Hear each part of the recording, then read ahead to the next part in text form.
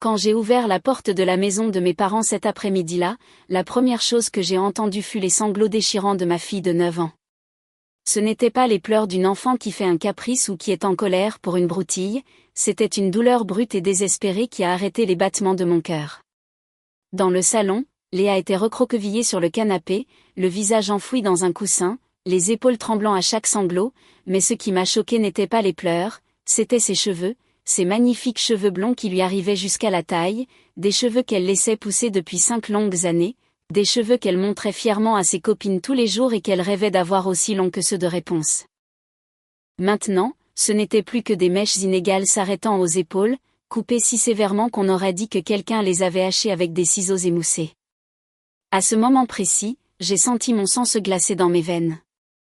Ma femme s'est précipitée derrière moi et quand elle a vu notre fille, elle s'est figée sur place, je pouvais l'entendre chercher son air, puis sa voix a brisé le silence, froide comme la glace. Qui a fait ça? Léa a levé les yeux, les paupières gonflées d'avoir tant pleuré, les lèvres tremblantes alors qu'elle murmurait « Tante Béatrice ». Après la réponse de Léa, ce qui s'est passé ensuite a détruit la relation entre ma famille et moi. Avant d'entrer dans les détails de l'histoire, merci d'avoir choisi de nous écouter aujourd'hui, j'espère que vous passez une journée paisible et n'oubliez pas de me laisser un « j'aime » si vous voulez me souhaiter de bonnes choses aussi. Bonjour à tous, je m'appelle Damien. Je suis un ingénieur logiciel de 36 ans et je vis avec ma femme et ma fille à Nantes. Nous avons déménagé ici il y a 2 ans après que ma femme, ma fille et moi ayons traversé un conflit majeur avec ma famille élargie. Ce n'est pas que j'avais peur de leur vengeance et que je me suis enfuie, je voulais juste un nouveau départ pour nos vies et je voulais que ma fille reste loin de ma famille toxique, loin de mes parents nocifs et de ma sœur malveillante.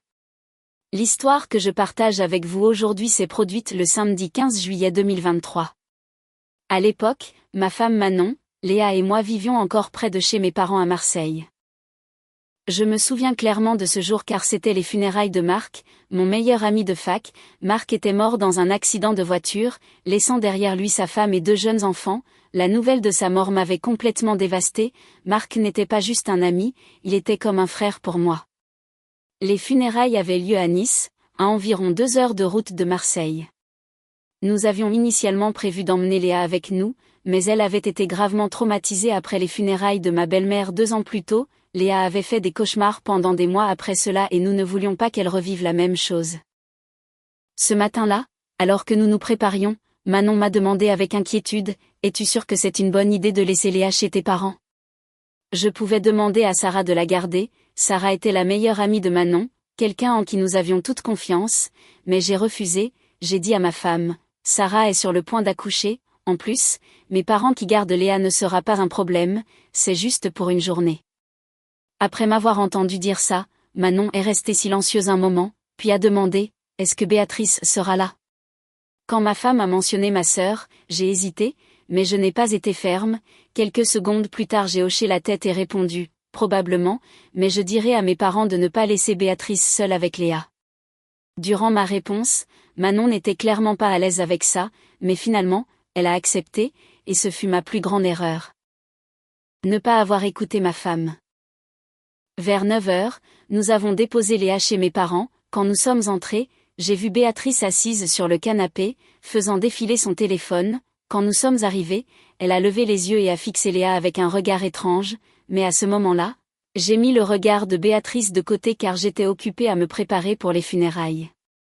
Avant de partir, j'ai dit à ma mère, « S'il te plaît, surveille Léa pour nous, nous serons de retour avant 18 heures. » Immédiatement, ma mère a hoché la tête et a répondu, « Ne t'inquiète pas, je prendrai bien soin de Léa. » En regardant ma mère dans les yeux et en entendant sa promesse confiante, j'ai cru qu'elle prendrait grand soin de Léa. Avant que ma femme et moi montions dans la voiture, Léa a couru pour me faire un câlin, sa voix était douce quand elle a dit « Papa, j'ai un peu peur. » Tout de suite, je me suis agenouillée, j'ai caressé les cheveux de ma fille et j'ai demandé « Ma chérie, de quoi as-tu peur ?» Léa a hésité un moment, puis a répondu « Je ne sais pas, c'est juste un sentiment. » À ce moment-là, j'ai juste pensé qu'elle s'inquiétait d'être loin de nous toute la journée, j'ai rapidement embrassé le front de Léa et j'ai dit « Ça va aller, on sera rentré bientôt. » Si j'avais su ce qui allait se passer ce jour-là, je n'aurais jamais laissé ma fille là-bas. Cette matinée s'est passée normalement, j'ai appelé ma mère en vidéo vers 11h, Léa jouait dans le salon, regardait des dessins animés et dessinait, ma mère faisait de la pâtisserie dans la cuisine, vérifiant périodiquement ma fille pour voir si elle avait besoin de quelque chose, mon père était sorti prendre un café avec ses amis. Vers 17h, Manon et moi sommes retournés chez ma mère pour récupérer Léa, et ce qui s'est passé alors m'a fait tout regretter. Quand j'ai ouvert la porte de la maison de mes parents cet après-midi-là, la première chose que j'ai entendue fut les sanglots déchirants de ma fille de 9 ans. Dans le salon, Léa était assise seule, recroquevillée sur le canapé, le visage enfoui dans un coussin, les épaules tremblant à chaque sanglot. Mais ce qui m'a choqué n'était pas les pleurs, c'étaient ses cheveux, ses magnifiques cheveux blonds qui lui arrivaient jusqu'à la taille, des cheveux qu'elle laissait pousser depuis 5 longues années, des cheveux qu'elle montrait fièrement à ses copines tous les jours et qu'elle rêvait d'avoir aussi longs que ceux de Réponse. Maintenant, ce n'était plus que des mèches inégales s'arrêtant aux épaules, coupées si sévèrement qu'on aurait dit que quelqu'un les avait hachées avec des ciseaux émoussés. Ma femme s'est précipitée derrière moi et quand elle a vu notre fille, elle s'est figée sur place. Je pouvais l'entendre chercher son air, puis sa voix a brisé le silence, froide comme la glace. Qui a fait ça? Léa a levé les yeux, les paupières gonflées d'avoir tant pleuré, les lèvres tremblantes alors qu'elle murmurait « Tante Béatrice ». Ma femme et moi sommes restés silencieux comme la mort quand nous avons entendu notre fille mentionner Béatrice, je savais avec certitude que Béatrice avait coupé les cheveux de ma fille. Juste après cela, la première chose que nous n'avons pas faite a été de chercher Béatrice, et ce n'était pas non plus pour voir ma mère. Ma femme et moi nous sommes précipités pour serrer Léa dans nos bras et la réconforter, et dans nos bras, Léa nous a tout raconté d'une voix étouffée, chaque détail me faisait mal au cœur. Tout a commencé vers 14h, quand seule Béatrice et Léa étaient à la maison, ma mère avait dû sortir acheter des ingrédients pour cuisiner et elle avait laissé Béatrice surveiller ma fille. D'après ce que Léa nous a dit, Béatrice s'est assise à côté d'elle, sa voix inhabituellement douce alors qu'elle disait « Léa, je viens d'apprendre une nouvelle coiffure magnifique, tu veux l'essayer ?» Léa a immédiatement secoué la tête et a répondu « Je ne veux pas couper mes cheveux. » Béatrice a continué d'essayer de la convaincre, sa voix toujours douce « Je ne coupe rien, c'est juste une coiffure, je vais te faire une tresse vraiment jolie. » À ce stade, Léa était encore hésitante, mais parce que Béatrice avait promis de ne pas couper ses cheveux, elle a accepté de la laisser la coiffer. C'est là que tout a commencé à déraper. Béatrice a emmené Léa dans la salle de bain et l'a faite s'asseoir sur une chaise d'eau au miroir. Quand Léa a demandé pourquoi elle ne pouvait pas se regarder dans la glace, Béatrice a dit « C'est une surprise, tu vas adorer. » Puis Léa a entendu le bruit des ciseaux. À ce moment-là, ma fille a sursauté et a demandé « Qu'est-ce que tu fais ?» Béatrice a poussé la tête de Léa pour qu'elle regarde à nouveau devant elle et a dit « Ne bouge pas, je rafraîchis juste un peu les pointes. » C'est là que Léa a commencé à pleurer, essayant de se lever, mais Béatrice tenait fermement les épaules de ma fille. Coupe après coupe, elle s'en prenait aux longs cheveux que ma fille laissait pousser depuis 5 ans. Léa a crié, a supplié Béatrice d'arrêter, mais ma sœur n'écoutait pas, elle a continué à couper jusqu'à ce que les cheveux qui atteignaient autrefois sa taille ne soient plus qu'à hauteur d'épaule. Quand Béatrice l'a lâchée, Léa a couru hors de la salle de bain, a regardé dans le miroir du couloir et a éclaté en sanglots, ses cheveux étaient coupés de manière inégale avec des mèches hachées qui donnaient l'impression que quelqu'un les avait délibérément abîmés. À ce moment précis, ma mère est rentrée, elle a entendu Léa pleurer et a couru vers elle, puis est restée figée en voyant les cheveux de sa petite fille. À ce stade, ma mère s'est tournée vers Béatrice et a demandé « Qu'est-ce que tu as fait ?» Béatrice a haussé les épaules, la voix calme en répondant « J'ai juste coupé ses cheveux, c'était trop long et désordonné. » Après cette réponse, ma mère n'a rien dit d'autre, elle a juste emmené Léa dans le salon, a essayé de réconforter sa petite fille, mais elle ne s'arrêtait pas de pleurer. Après presque 10 minutes à essayer de la consoler, Léa ne s'arrêtait toujours pas, ma mère s'est levée et est allée quelque part, ma fille ne savait pas où grand-mère était allée, elle a juste gardé la tête baissée et a pleuré. Quand elle a levé les yeux, c'est là que ma femme et moi sommes revenus la chercher. Ce que ma fille nous a raconté m'a rendu furieux. J'étais en colère contre ce que ma sœur avait fait, j'étais en colère contre ma propre stupidité, j'étais en colère d'avoir ignoré tous les signes avant-coureurs, et j'étais furieux contre ma mère parce qu'elle avait laissé Léa seule à la maison avec Béatrice, pire encore, quand elle a vu les cheveux coupés de ma fille, ma mère ne l'a même pas grondée. En tenant Léa dans mes bras, je me suis souvenu de l'attitude de Béatrice et des choses qu'elle avait dites sur les cheveux de ma fille. J'avais été négligent et j'avais ignoré ses avertissements. Béatrice a toujours eu un problème avec les cheveux longs de Léa. Depuis que Léa a commencé à les laisser pousser, ma sœur a constamment fait des commentaires désagréables. Je me souviens d'une fois lors d'un dîner de famille, Béatrice a regardé Léa, puis s'est tournée vers moi en disant d'un ton moqueur, « Pourquoi tu laisses Léa faire pousser ses cheveux aussi longs ? On dirait une sorcière. » Immédiatement, Manon a posé sa fourchette et a répondu froidement, « C'est le choix de Léa, ça ne te regarde pas. » Après ce commentaire, Béatrice s'est tue, mais j'ai vu ma sœur regarder Manon avec une haine pure. À partir de là, la relation entre ma femme et ma sœur est devenue de plus en plus tendue. Environ 3 mois avant l'incident de la coupe de cheveux, lors d'une réunion de famille, Béatrice a soudainement suggéré à Léa, « Laisse-moi te couper les cheveux, je viens d'apprendre une coupe courte adorable. » Léa a immédiatement secoué la tête, la voix inquiète en répondant, « Je ne veux pas couper mes cheveux. » Béatrice n'a pas lâché l'affaire, continuant d'essayer de la convaincre, elle a dit, « Juste un petit rafraîchissement, fais-moi confiance, tu seras tellement plus jolie. » À ce moment-là, Manon s'est levée, s'est placée derrière Léa comme un bouclier protecteur, puis a dit fermement, « Léa a dit non, cette conversation est terminée. » Voyant Manon intervenir, Béatrice a haussé les épaules, a souri froidement et a dit, « Tu prends ça trop au sérieux, je veux ce qu'il y a de mieux pour ta fille. » Après cette réunion, sur le chemin du retour, Manon m'a dit, la voix pleine d'inquiétude, « Je ne fais pas confiance à Béatrice. Elle va faire quelque chose aux cheveux de Léa si elle en a l'occasion. » À ce moment-là, j'ai soupiré et répondu, « Tu réfléchis trop, Béatrice peut être un peu intense, mais elle n'irait pas jusque-là. » Juste après que j'ai dit ça, Manon s'est tournée pour me regarder avec des yeux déçus, elle n'a rien dit d'autre, mais je savais qu'elle n'était pas d'accord avec moi, et plus tard j'ai réalisé que Manon avait eu raison depuis le début, si j'avais écouté ma femme, rien de tout cela ne serait arrivé. Après que ma fille a cessé de pleurer, je lui ai doucement demandé, « Où est tante Béatrice ?» Après ma question, Léa a regardé vers la chambre de Béatrice et a répondu, « Tante Béatrice est dans sa chambre, après avoir coupé mes cheveux, elle est allée dans sa chambre. » Dès que Léa a fini de parler, j'ai marché rapidement vers la porte de Béatrice, j'ai frappé fort sur la porte avec mon poing, tout en frappant, j'ai hurlé, « Béatrice, où est-ce que tu te caches bon sang ? Sors de là tout de suite. » Environ 10 secondes plus tard, la porte s'est ouverte. En me voyant, Béatrice est restée figée quelques secondes, puis a rapidement retrouvé son calme. Béatrice nous a regardés avec une expression innocente et a demandé, « Oh, vous êtes de retour, j'ai coupé les cheveux de Léa, c'est beaucoup plus mignon maintenant, non ?» Juste après ce commentaire, l'air dans la pièce est devenu lourd comme du béton. À ce moment-là, Manon s'est avancée vers Béatrice, chaque pas lent mais menaçant, sa voix était plus froide que je ne l'avais jamais entendue, elle a grogné vers Béatrice, « Qu'est-ce que tu viens de dire ?»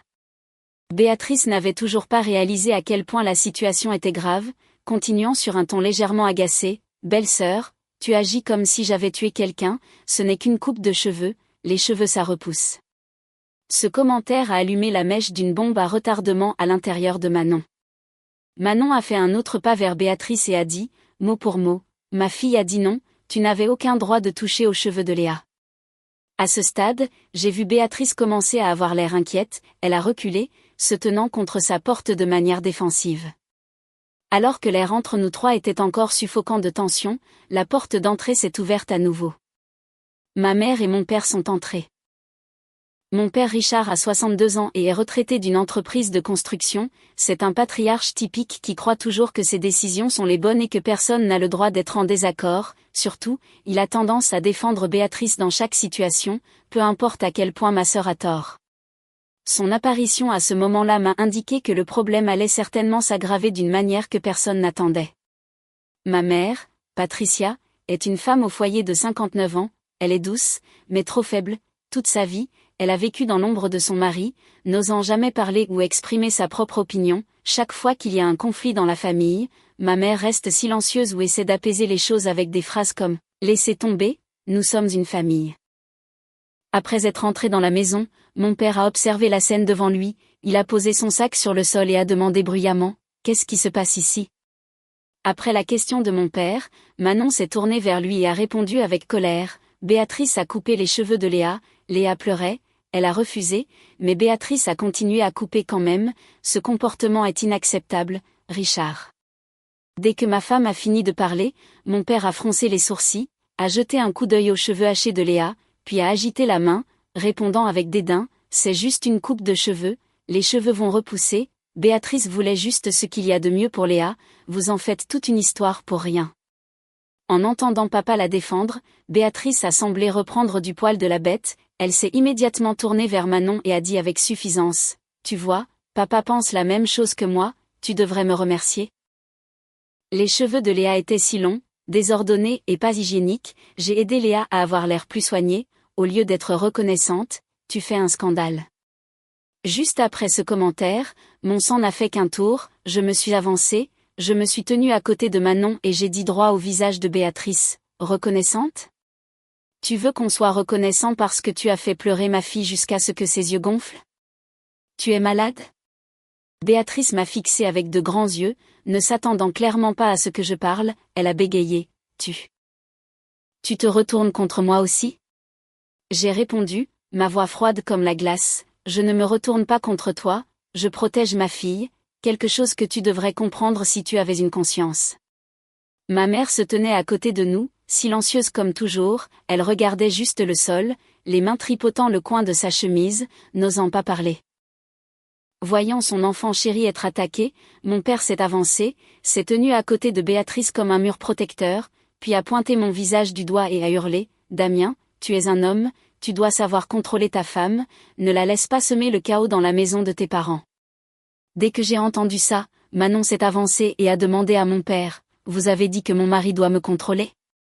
Je ne suis la propriété de personne, et ma fille non plus, Béatrice a violé l'intégrité physique de ma fille sans son consentement, c'est un fait. » À ce moment-là, Béatrice a ri d'un air moqueur et a répondu, « Violer son intégrité physique ? Ma chère belle-sœur, où as-tu étudié le droit ? J'ai juste coupé les cheveux de ma nièce, c'est une affaire de famille, n'en fais pas une affaire criminelle. » Puis Béatrice s'est tournée vers Léa et a demandé doucement, « Léa, est-ce que tes nouveaux cheveux ne sont pas jolis ? Je t'ai aidé.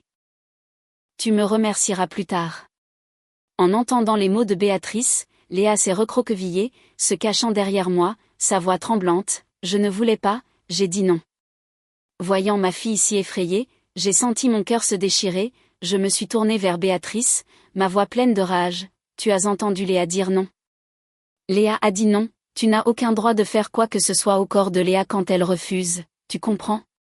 Béatrice a haussé les épaules, gardant toujours son attitude indifférente et a répondu, « Elle est petite, qu'est-ce qu'elle en sait ?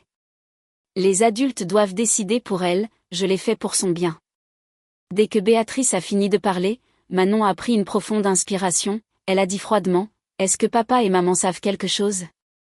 C'est une agression selon la loi française, toucher quelqu'un sans son consentement, surtout un enfant, est une infraction pénale, je suis avocate. Je sais de quoi je parle. » En entendant Manon parler, Béatrice a ri bruyamment, a applaudi moqueusement et a dit à Manon, « Oh, l'avocate parle maintenant, ne me menace pas, tu penses que la police va m'arrêter pour avoir coupé les cheveux d'une gamine ? Tu ne peux rien me faire, c'est la maison de mes parents et toute la famille est de mon côté. » Après ce commentaire, Béatrice s'est tournée vers mon père, sa voix pleurnicharde, « Papa, tu vois, elle veut toujours tout transformer en drame, je voulais juste aider Léa. » Mon père a hoché la tête, a tapoté l'épaule de Béatrice pour la réconforter et a dit, « Je sais, ma fille n'a rien fait de mal. » Voyant la suffisance de Béatrice après avoir été défendue par mon père, Manon a sorti son téléphone et a dit d'une voix sans aucune hésitation, « Très bien, j'appelle le 17 tout de suite, laissons la police décider s'il s'agit d'une agression ou non. » Immédiatement. La réaction de mon père m'a complètement choquée, il s'est avancé face à Manon, a pointé la porte et a hurlé, « Sors de chez moi tout de suite, tu oses menacer d'appeler les flics contre ma fille ? Sors, dégage de ma maison. » À ce moment-là, ma mère a enfin pris la parole timidement, sa voix douce comme si elle avait peur que quelqu'un l'entende, « Arrêtez, tout le monde, calmez-vous s'il vous plaît, c'est une affaire de famille, n'en faites pas tout un plat, Damien, parle à ta femme, c'est une si petite chose. » En entendant ma mère parler, j'ai senti quelque chose se briser en moi. Pendant tant d'années, j'étais resté silencieux, j'avais cédé, j'avais maintenu la paix comme maman le voulait, mais aujourd'hui, en regardant ma fille pleurer avec ses cheveux massacrés, je ne pouvais plus rester silencieux. Je me suis tourné vers ma mère et j'ai hurlé, « Maman, la ferme !» Ma mère a sursauté, les yeux écarquillés, me regardant. Après ce cri, j'ai continué, ma voix tremblant de colère, « Tu as promis que tu prendrais bien soin de Léa, tu m'as dit que tu la surveillerais, mais tu as laissé ma fille se faire couper les cheveux par sa tante pendant qu'elle pleurait et suppliait, où étais-tu quand c'est arrivé? Que as-tu fait pour protéger ta petite fille? » En m'entendant la confronter, ma mère a bégayé, Je suis juste sortie un peu. Avant que maman puisse finir, je l'ai coupé, j'ai demandé à nouveau, un peu. Un peu a suffi pour que ma sœur détruise ce que ma fille chérissait le plus, et maintenant tu me dis de me calmer, tu me dis de ne pas en faire tout un plat. Ma mère est tombée complètement silencieuse après ma question. Je me tenais au milieu de la pièce, ayant l'impression d'être déchirée en deux. D'un côté il y avait ma famille avec qui j'avais grandi, où j'avais mes souvenirs d'enfance et ce que je pensais être mon foyer, de l'autre côté il y avait ma femme et ma fille, les personnes que j'avais juré de protéger de ma vie, et à ce moment-là, j'ai réalisé que je devais choisir, ce choix était plus facile que je ne le pensais. Mais avant que je puisse dire quoi que ce soit, Manon s'est tournée vers moi et elle m'a chuchoté d'une voix si calme que c'en était effrayant, « Emmène notre fille à la voiture d'abord, puis reviens ici, je m'occupe de ça, ton travail est d'arrêter tes parents. » En entendant les mots de ma femme, j'ai hoché la tête, pas de question, pas d'hésitation parce que je savais que durant toutes ces années, Manon avait toujours eu raison concernant Béatrice, elle m'avait prévenue, elle s'était inquiétée, elle avait été prudente et je ne l'avais pas écoutée. J'ai marché vers Léa et j'ai pris sa main, je l'ai conduite vers la porte, puis je suis sortie, j'ai installé Léa dans la voiture avec précaution et je lui ai dit, « Reste ici et attends-moi, ne rentre pas toute seule, les adultes parlent, tu ne devrais pas être là. » Après cette consigne, je suis retournée dans la maison et ce qui s'est passé ensuite a tout changé pour toujours. Quand je suis rentrée dans la maison, la scène devant moi m'a glacée, Manon avait enlevé sa veste et l'avait posée soigneusement sur la rampe d'escalier, elle se tenait au milieu du salon, les bras le long du corps, mais ses yeux fixaient directement Béatrice avec une froideur que je n'avais jamais vue en 10 ans de vie commune. Sans dire un mot, Manon s'est tournée et a marché vers la cuisine. Béatrice se tenait dans le coin de la pièce, souriant d'abord avec suffisance, mais quand elle a vu Manon revenir avec des ciseaux de cuisine à la main, son visage est devenu pâle, le sourire suffisant a complètement disparu, elle a bégayé, la voix tremblante. « Quoi? Qu'est-ce que tu vas faire ?» Manon n'a pas répondu, elle a marché vers Béatrice, chaque pas lent mais menaçant comme un léopard approchant sa proie. Béatrice a commencé à reculer, les deux mains levées devant elle comme si elle voulait l'arrêter. « Ne m'approche pas, papa. Papa. » Mais Manon a été plus rapide, elle s'est jetée en avant, sa main gauche attrapant les longs cheveux de Béatrice, tirant fort vers l'arrière. Béatrice a hurlé de douleur, ses deux mains essayant de tenir les mains de Manon pour se libérer, mais c'était inutile. À ce moment-là, mon père a hurlé, « Lâche ma fille. Tu es folle ?» Après ce cri, il s'est précipité vers elle. J'ai réagi à l'instinct, j'ai couru, je me suis interposée entre mon père et elle. Pendant ce temps, Manon a traîné Béatrice dehors dans le jardin par les cheveux, Béatrice hurlait tout en essayant de se libérer, mais Manon était beaucoup plus forte qu'elle ne le pensait, toutes ces années passées à la salle de sport et à faire du kickboxing portaient leurs fruits maintenant. À ce stade, mon père a rugi contre moi, « Bouge. Comment peux-tu laisser ta femme faire ça à ma fille? Bouge tout de suite. » Il a essayé de me pousser sur le côté, mais je suis restée ferme. Ma mère, voyant le chaos, a aussi crié, sa voix paniquée, « Damien, arrête ta femme, s'il te plaît. » J'ai secoué la tête et j'ai dit, « Non. » C'était la première fois de ma vie que je disais non à mes parents, et je ne le regrettais pas du tout. Dehors, Manon avait plaqué Béatrice face contre terre sur l'herbe, elle se débattait sauvagement, les mains griffant le sol, les jambes donnant des coups frénétiques, mais Manon est rapidement montée sur son dos, les genoux serrés de chaque côté de sa taille, une main appuyant la tête de Béatrice dans l'herbe, puis, coupe après coupe, elle a commencé à s'en prendre aux longs cheveux de Béatrice. Le bruit des ciseaux coupant les cheveux faisait des hissés nets, mèche après mèche de longs cheveux bruns tombaient sur l'herbe verte, formant un cercle autour d'elle deux. Béatrice hurlait, sa voix si aiguë qu'elle en était perçante, « Arrête. Que quelqu'un m'aide. Papa. » Maman, sauvez-moi. Elle essayait de lever la tête, mais Manon appuyait dessus, elle essayait de se retourner, mais Manon était assise trop fermement, elle essayait d'atteindre l'arrière pour attraper Manon, mais ne pouvait pas. Manon continuait de couper, le visage froid comme la glace, ne disant pas un mot. Chaque mouvement était précis et décisif, comme si elle accomplissait un travail qui devait être fait. Les voisins ont commencé à sortir sur leur porche pour regarder. Martin d'à côté se tenait avec sa tasse de café à la main, oubliant de boire. Madame Dubois d'en face avait sorti son téléphone, ne sachant pas si elle filmait ou appelait la police. Les deux enfants des voisins se tenaient derrière leur porte moustiquaire, les yeux écarquillés en regardant. Béatrice continuait de hurler, sa voix commençant à s'enrouer. « Je vais te faire un procès. Je vais te mettre en prison. Tu es folle. Tu es malade. » Manon ne répondait toujours pas, elle continuait juste de couper, coupe après coupe, mèche après mèche tombant.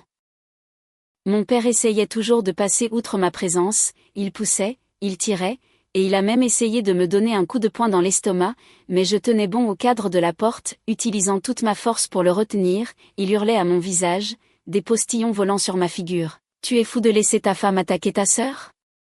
J'ai répondu, « Béatrice a attaqué ma fille la première, elle a violé ta petite fille alors qu'elle pleurait et suppliait, maintenant elle goûte à ce que ça fait. » Ma mère pleurait, agenouillée sur le sol, les mains jointes comme si elle priait, « Damien, s'il te plaît, c'est notre famille, tu ne peux pas laisser faire ça. » J'ai regardé ma mère, sentant mon cœur me faire mal, mais ne cédant toujours pas.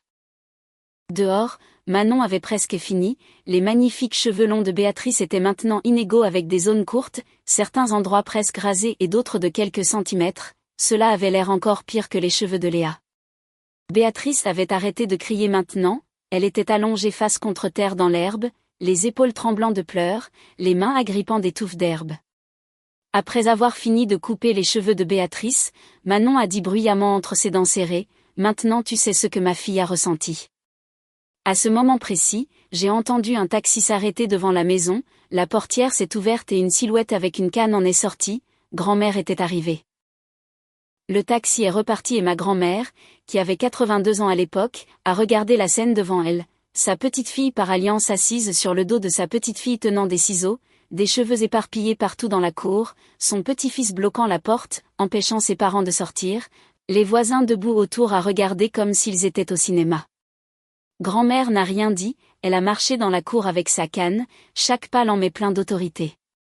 Manon s'est arrêtée quand elle l'a vue, elle était toujours assise sur le dos de Béatrice, mais ne coupait plus. Grand-mère s'est arrêtée à quelques pas d'elle, a regardé Béatrice allongée face contre terre sur l'herbe, ses cheveux coupés aussi n'importe comment que la façon dont elle avait coupé ceux de Léa, puis elle s'est tournée pour regarder mon père, sa voix profonde et froide, « Laurent m'a appelé, il a dit que ta belle-fille devenait folle.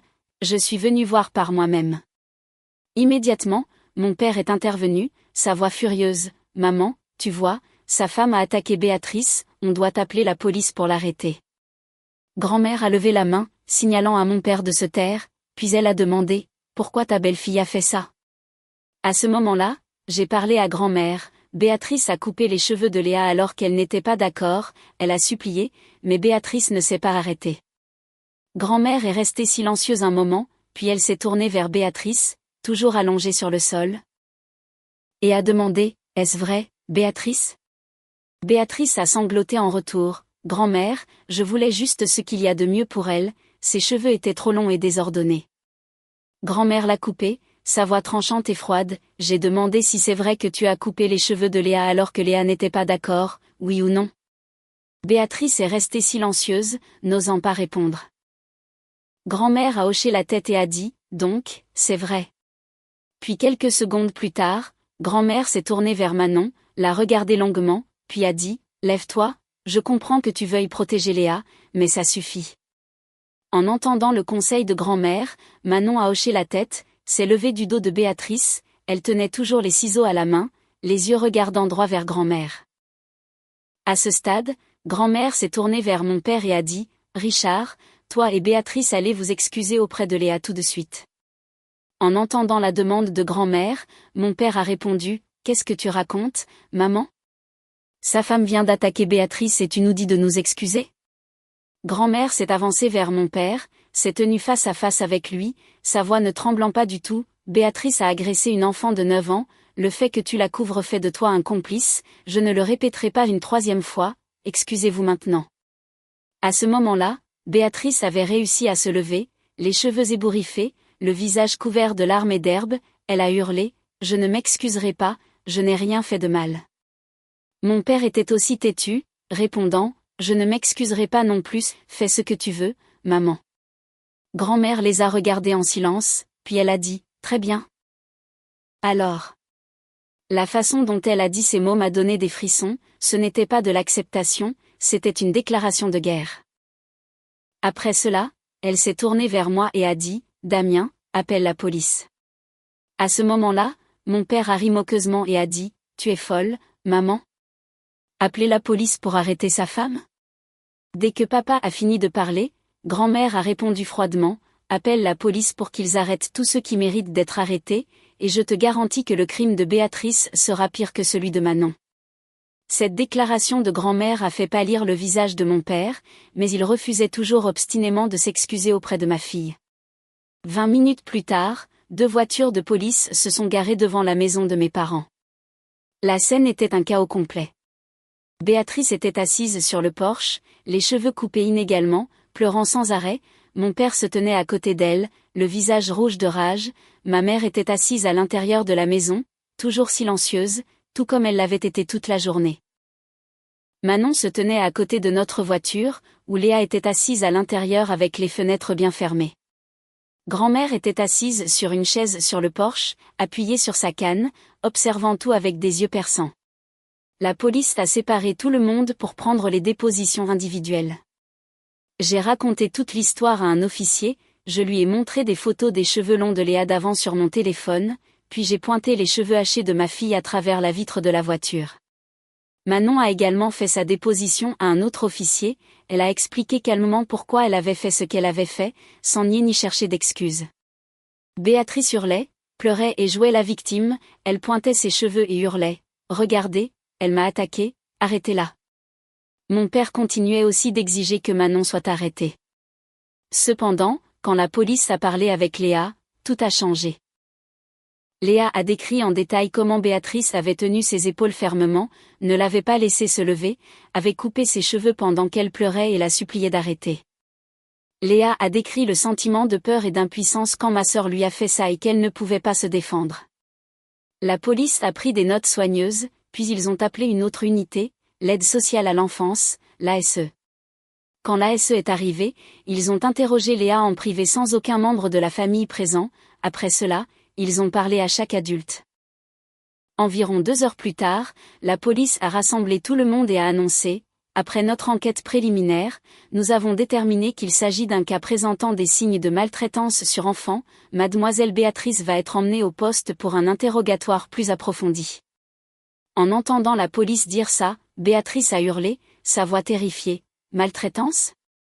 J'ai juste coupé ses cheveux. » L'officier a répondu sérieusement, « Madame, toucher le corps de quelqu'un d'autre, surtout un enfant, sans consentement, est illégal, cela sera considéré comme des voies de fait. » À ce moment-là, mon père s'est précipité et a hurlé, « Vous ne pouvez pas arrêter ma fille pour quelque chose d'aussi petit. » Un autre officier s'est avancé pour bloquer mon père, « Attention monsieur, calmez-vous s'il vous plaît, si vous continuez à interférer, nous devrons vous arrêter pour entrave. » Mon père ne s'arrêtait toujours pas. Continuait de hurler et d'essayer d'atteindre Béatrice, le résultat a été qu'il a aussi été menotté et mis dans la voiture de police. Ma mère sanglotait, suppliant la police de pardonner à son mari et à sa fille, mais elle n'a toujours pas dit un mot sur ce que Béatrice avait fait à Léa. Manon a également été priée de venir au poste pour interrogatoire à cause de la coupe de cheveux de Béatrice.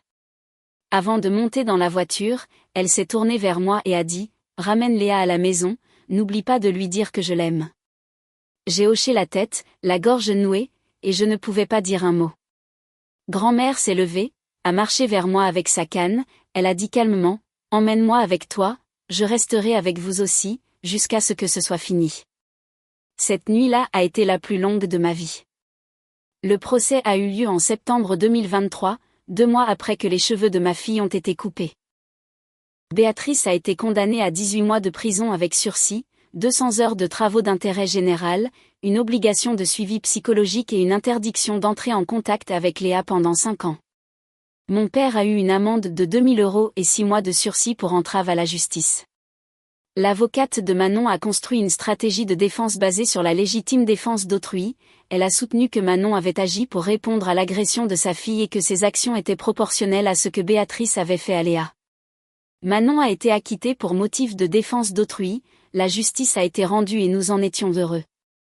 Un mois après le procès, après avoir consulté Léa, nous avons décidé de déménager à Nantes. Maintenant, 2 ans ont passé et nous sommes toujours heureux de notre décision d'être partis. Tous les 2 ou 3 mois, nous retournons à Marseille pour rendre visite à ma grand-mère. Ma femme, ma fille et moi sommes satisfaits de notre vie actuelle. À travers cette histoire, j'ai 3 conseils pour vous. Premier conseil, respectez le nom de votre enfant. Quand votre enfant refuse quoi que ce soit lié à son corps, écoutez-le. S'il vous plaît, ne le forcez pas à faire des câlins ou embrasser des proches quand il ne le veut pas, faites-lui savoir que son corps lui appartient et qu'il a tout le droit de décider qui peut le toucher. Deuxième conseil, écoutez quand votre partenaire vous met en garde. Parfois, les étrangers voient les problèmes plus clairement parce que les émotions familiales n'obscurcissent pas leur jugement. Si votre femme ou votre mari dit qu'il est mal à l'aise avec quelqu'un, ne le rejetez pas, écoutez et observez. Dernier conseil, faites toujours passer la sécurité de votre enfant en premier. Quand vous devez choisir entre maintenir la paix avec la famille et protéger votre enfant, la réponse devrait toujours être votre enfant. Aucune relation n'est plus importante que la sécurité de l'enfant que vous avez mis au monde.